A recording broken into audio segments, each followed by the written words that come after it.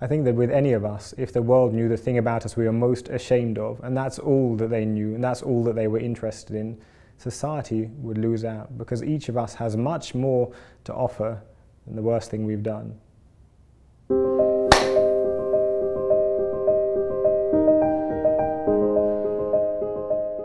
I've been working in prisons in Uganda since I was 18, spending a lot of time on death row, growing up with many of the death row inmates. They've become like family to me. I spent time in about 130 prisons all over the world.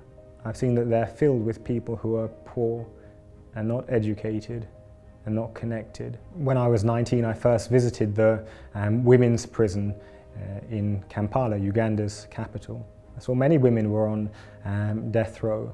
Often they were there for killing a husband.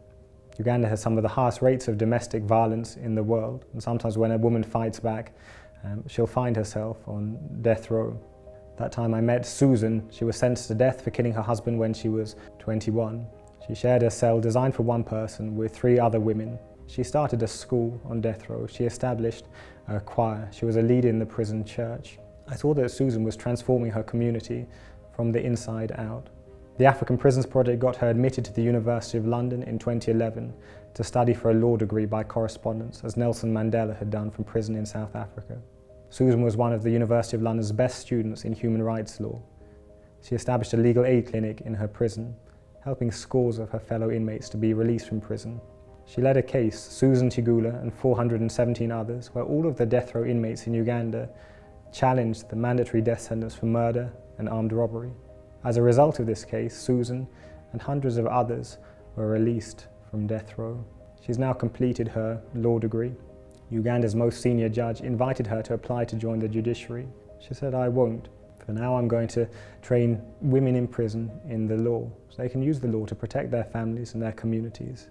We're in the process of establishing the world's first prison-based law college. We're then going to establish a prison-based law firm through which they provide services to their peers. We've seen about 3,000 people released from prison in Uganda and Kenya, having accessed legal services from prisoners and prison staff we've trained. The law is seen as a profession for the privileged, for the elite. We want to change that thinking, to recognize that actually the law is here to serve all of us. We want to see people getting out of prison, becoming lawyers and judges and politicians and legal academics and business leaders, going from the margins of society to the center of it. My name's Alexander McLean.